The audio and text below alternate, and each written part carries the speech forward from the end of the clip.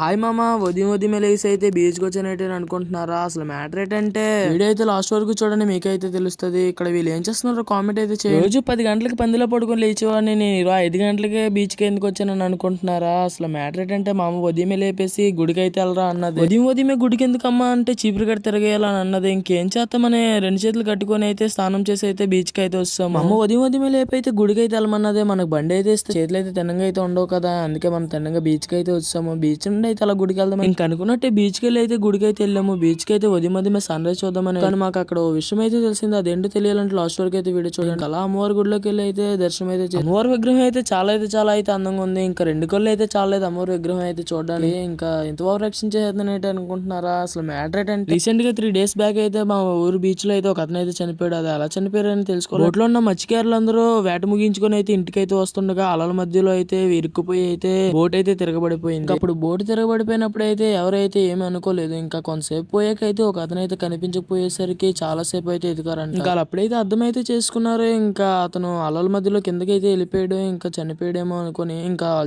చాలా సేపు అయితే వెతికారంట. ఇంకా అలా ఒక రోజు తర్వాత కొత్తపట్నంలో అయితే బాడీ అయితే తేలిందంట. కంటెంట్ కనుక నచ్చితే సబ్స్క్రైబ్ అయితే చేసుకోండి. షేర్, సబ్స్క్రైబ్ అండ్ ఫాలో మామా.